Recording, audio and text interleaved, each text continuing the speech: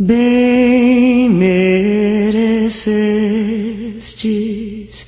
ter com amor em vossos braços. Em nome do Pai, do Filho e do Espírito Santo. Amém. Meus irmãos e minhas irmãs, sejam muito bem-vindos a essa nossa trajetória de preparação para a festa de nosso grande padroeiro e intercessor, Santo Antônio de Pádua. Hoje, nosso primeiro dia da trezena, nós queremos com todo o fervor, com toda a alegria, elevar aos céus as nossas orações e pedidos, nossos agradecimentos, hoje com o tema As Escrituras para o Santo. Saiu o semeador a semear sua semente. Olhe para nós, ó Pai, nós que fomos a causa da morte do Cristo teu Filho. No seu nome, como ele nos ensinou, te pedimos que se dê a nós, porque sem ti não podemos viver.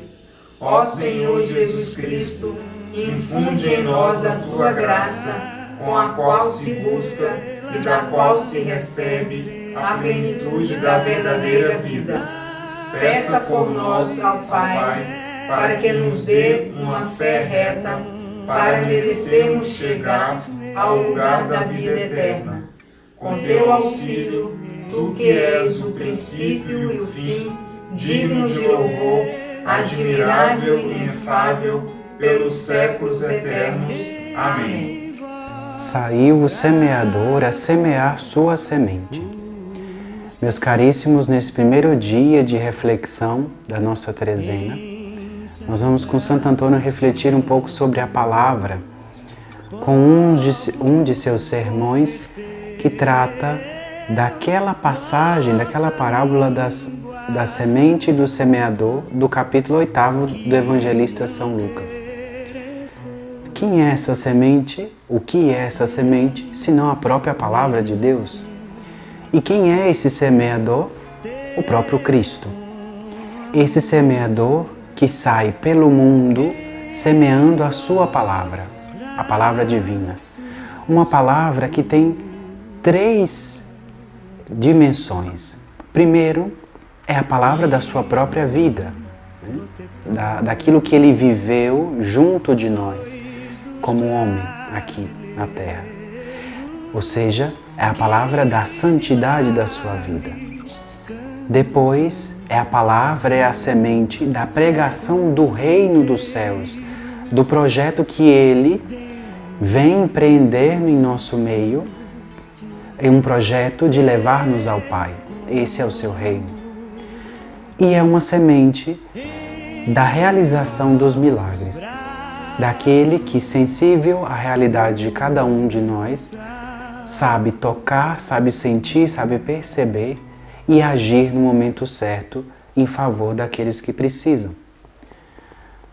Mas eu não quero me ater a isso hoje. Eu quero me ater à reflexão que o próprio Antônio faz de cada um daqueles aspectos da parábola, das sementes que são lançadas no caminho, daquelas que caem em meio às pedras, daquelas que caem em meio aos espinhos e daquelas que têm o fortúnio de cair em terra boa. Antônio, ele é muito categórico e muito incisivo na sua pregação, porque toda a pregação, tudo que Antônio fez foi em vista de promover uma vida cristã, fazer com que aqueles que o escutam possam reorganizar, reendireitar os seus caminhos na fé e assim poderem viver bem aquilo que o próprio Senhor propõe a cada um de nós quanto vocação.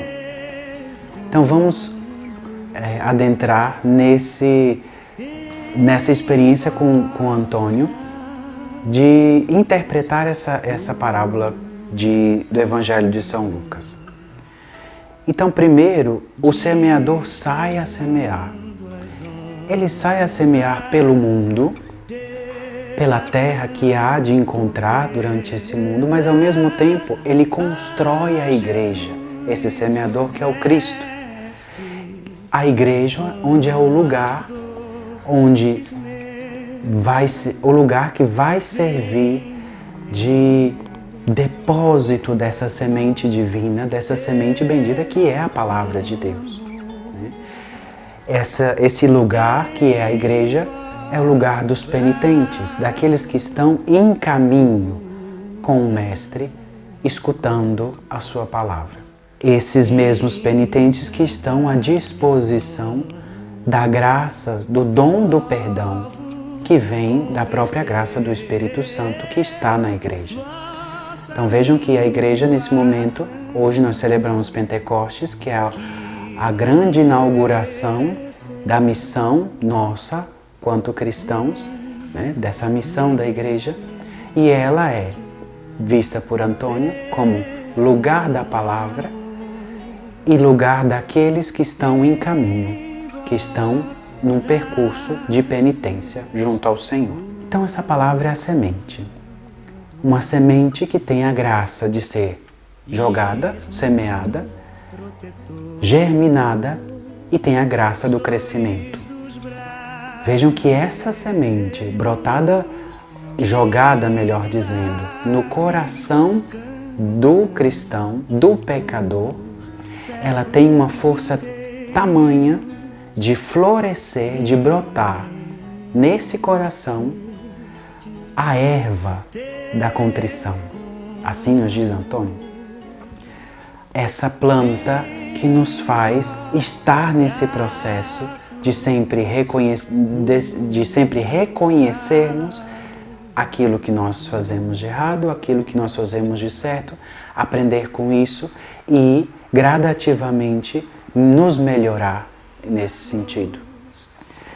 Veja que essa mesma planta, essa mesma erva da contrição nos dá uma espiga, né? Uma espiga da confissão, nos dá um fruto que nos leva ao sacramento da reconciliação, um sacramento que é a vista plena da misericórdia de Deus para conosco, da esperança do perdão, e ao mesmo tempo ele nos dá o grão, o produto da satisfação, do empenho nosso de querer fazer de novo e melhor, fazer de forma certa, de forma correta, aquilo que antes nós fizemos de errado, decaímos com o pecado. Isso é uma maravilha daqueles que acolhem a palavra de Deus no coração e estão dispostos no caminho junto com o Senhor de irem amadurecendo como fruto até chegar na glória dos céus. Mas há outros que não querem ou não acolhem essa palavra no coração. Há outros, como nos recorda Antônio, que não obedecem o Evangelho, não conseguem, por algum motivo, colocar em prática a palavra, ou às vezes nem mesmo escutá-la, acolhê-la no coração para depois desenvolver uma ação. A primeira figura que nós temos então do Evangelho é daquelas sementes que caem pelo caminho. Aqui são sementes que se perdem, que são pisadas. E esse é o ponto que Antônio pega na reflexão. Aqueles que espezinham, que pisoteiam, melhor dizendo, a palavra. São aqueles que estão repletos, assim ele diz, né, ou ludibriados da luxúria. Estão tão imersos naquilo que diz respeito à abundância material que não conseguem ter a abertura necessária para acolher a mensagem, para acolher a palavra, essa semente lançada. A luxúria, ela é essa necessidade, essa paixão pelas coisas materiais, paixão, esses desejos em todos os sentidos, não só no sentido sexual, enfim, mas em todos os sentidos. Ela é tão forte, ela está tão impregnada que ela impossibilita que nós nos atenhamos à palavra que nos é dada. E se não nos atemos, muito menos a acolhemos, muito menos deixamos com que ela brote e frutifique. Esse é o primeiro sinal que Antônio nos dá. Daqueles que pelas suas paixões desordenadas, pelo seu desordenamento, aqui no âmbito da luxúria, pelas coisas materiais, pelas paixões mundanas, estão blindados, não conseguem perceber, acolher a palavra do Senhor. A segunda figura que nós temos do Evangelho é exatamente as pedras. Aqui ele é um pouco mais incisivo porque Antônio reconhece nas pedras, nessa estrutura petrificada, congelada, fria, ele percebe os falsos religiosos. Primeiro no âmbito religioso mesmo, como nós, como freis, irmãos e irmãs que estão na vida consagrada, mas como também no âmbito daqueles que têm uma vida religiosa, uma vida de devoção, uma vida de fé. Aqueles que simplesmente, pelo próprio status, pela própria condição de vida, já se acham os superpoderosos, já se acham os donos da realidade, os donos da verdade, mas que na verdade só buscam manter o seu status de pessoa religiosa, de pessoa que reza, de pessoa que faz algo e procura manter os louvores dos outros para si, os louvores humanos, mundanos para si.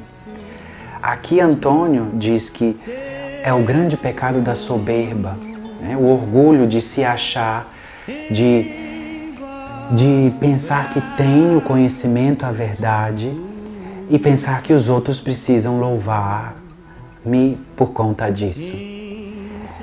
Isso é o que faz com que, na sequidão da pedra, a semente até brote, até caia, mas ela não dá fruto, ela não germina, melhor dizendo, ela nem chega a dar fruto, ela nem germina, porque falta, em meio à sequidão das pedras, da vanglória e da própria promoção da imagem, falta a umidade da graça do Espírito, que ela só é encontrada num processo de humildade, daquele que é grato ao receber, aquele que é solícito e humilde. E aí a palavra não floresce. Vejam o risco que nós temos de sermos esses religiosos petrificados, que mantendo uma casca, um status, né, uma pedra bem polida, bem bonita, mas não consegue absorver e dar espaço à palavra de Deus. Ela até chega, mas ela não consegue germinar porque nós não damos a nossa vanglória, o nosso orgulho, a nossa soberba não deixa espaço. Daqui temos a terceira imagem do Evangelho, que agora são os espinhos. Vejam que os espinhos eles fazem três coisas. Eles primeiro têm a capacidade de capturar, de aprisionar, porque aquele que se entremeia em espinhos sente-se preso. Ele tem a capacidade de constranger pelos seus próprios espinhos, né, de espetar, de incomodar, de perturbar e fazem sangrar. Isso, Antônio vai nos dizer que é o sintoma, o sinal da avareza no nosso coração. Aqueles que são servos da avareza, primeiro só pensam em reter para si aquilo que recebem, então a palavra chega, mas com a sua ganância, com a sua necessidade, e nós somos nesses tempos de hoje senhores para criar necessidades das coisas, nós vamos sufocando, nós vamos perturbando, nós vamos extraindo tudo que é possível daquilo que nós recebemos, da palavra. E aí vem o primeiro ponto, que é a perturbação interior. A avareza nos traz uma perturbação interior tão grande que aí nesse ponto é que quando a palavra começa a germinar, ela não vai para frente. Ela não encontra espaço, porque ela como planta precisa de espaço para respirar. E quando nós sufocamos pela nossa avareza, nós não damos esse espaço devido para que ela respire e ela morre. E a avareza vai nos espetando de tal forma que ela vai nos fazendo sangrar, ela vai nos fazendo perder toda a vitalidade. Principalmente porque a nossa vitalidade enquanto cristãos vem do próprio germinar da palavra. E como nós estamos sufocando a palavra com nossos próprios desejos gananciosos, nós acabamos perdendo vitalidade. O sangue, nesse sentido, Antônio nos recorda que é a vitalidade, a vida, o vigor, a virtude. E aí nós degringolamos nesse caminho junto com o Senhor e sufocamos a palavra. E há, por fim, uma quarta imagem que é da terra boa. E essa imagem nos ajuda a continuar percorrendo esse caminho com o nosso Senhor. E quem é essa terra boa? A terra boa é exatamente a terra dos justos, dos penitentes, aqueles que estão a caminho, seja de vida contemplativa, seja de vida ativa. É uma terra onde se adora e se canta o Senhor, louvando o seu nome. Assim Antônio nos diz. E é a terra primordial da contrição do coração. Então vejam que não é a terra boa, não é a terra dos puros e dos melhores, mas é a terra daqueles que estão à disposição dentro do caminho, aqueles que têm a contrição do coração. E onde é essa terra? É dentro da igreja. E aí nós coroamos com toda a solenidade de hoje, de Pentecostes, com a inauguração da missão da igreja, da nossa missão quanto igreja. E essa igreja é o lugar dos homens da reta razão, daqueles castos, daqueles santos que vivem em meio às fadigas do seu dia a dia, daqueles que estão na luta diária e cotidiana em vista da santidade, que caem, que levantam, que emendam o seu caminho quando errados e prosseguem com o Senhor. É esse lugar onde nós vamos ter os frutos 70 por 1, 100 por 1, que o Evangelho nos promete. É o lugar daqueles que se consagram como virgens consagradas ou como religiosos, como contemplativos. São esses que se consagram de maneira integral ao Senhor, elevando continuamente a sua própria vida como um louvor a esse Deus que nos dá a graça da sua palavra. Então, meus irmãos, com essa reflexão de hoje, peçamos que o Senhor nos faça essa terra produtiva, essa terra fértil, que nos dê a graça de também nos trabalharmos para sermos terra boa, para acolher essa palavra. E quando não a somos, e que Ele também nos dê a graça de emendarmos os nossos atos à nossa vida e nos reendireitarmos nesse caminho com o Senhor. A paz esteja com vocês. Santo Antônio, nós vos pedimos que interceda por nossa Igreja para que, repleta dos dons do Espírito Santo, seja sempre mais missionária e misericordiosa. Santo Antônio, intercedei por nós.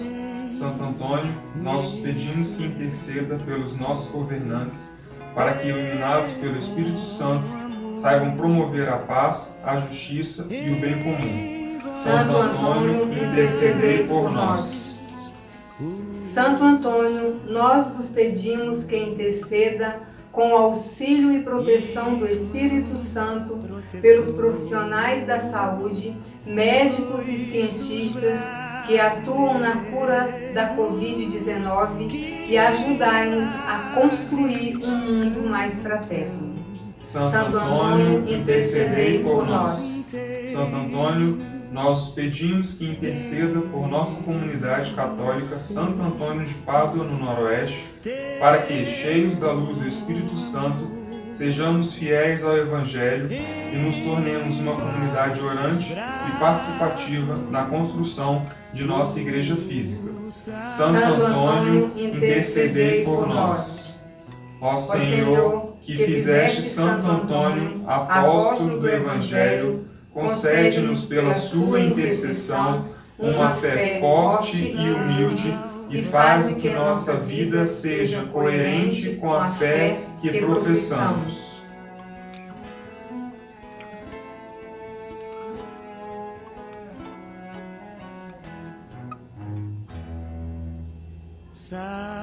Pai nosso que estais nos céus, santificado seja o vosso nome. Venha a nós o vosso reino, seja feita a vossa vontade, assim na terra como no céu. O pão nosso de cada dia nos dai hoje, perdoai as nossas ofensas, assim como nós perdoamos a quem nos tem ofendido. E não nos deixeis cair em tentação, mas livrai-nos do mal. Amém. Ave Maria, cheia de graça, o Senhor é convosco. Bendita sois vós entre as mulheres, bendito é o fruto do vosso ventre, Jesus. Santa Maria, Mãe de Deus, rogai por nós, pecadores, agora e na hora de nossa morte. Amém. Glória ao Pai, ao Filho e ao Espírito Santo, como era no princípio, agora e sempre. Amém. Glória ao Pai, ao Filho e ao Espírito Santo, como era no princípio, agora e sempre. Amém. Com ardor e firmeza. Se milagre tu procuras, pedes logo a Santo Antônio, fogem dele as desventuras, o erros, males e o demônio. Dona Manciroso mar, da prisão quebra as correntes, bens perdidos faz achar e dá saúde aos doentes. Em qualquer necessidade, presta auxílio soberano de sua alta caridade. Fale a voz dos paduanos. Dona Manciroso mar, da prisão quebra as correntes, bens perdidos faz achar e dá saúde aos doentes. Glória ao Pai, e ao Filho e ao Espírito Santo. Dona Manciroso mar, da prisão quebra as correntes, bens perdidos faz achar e dá saúde aos doentes. Louvado seja Deus, meus irmãos e minhas irmãs, por este primeiro dia da nossa trezena em louvor ao nosso amado Santo Antônio de Pádua. Fiquem conosco, participem dos nossos próximos dias e que Deus sempre nos favoreça nesse caminho de preparação rumo a essa belíssima festa da nossa comunidade. Estivemos reunidos em nome do Pai, do Filho e do Espírito Santo. Amém. Santo universal,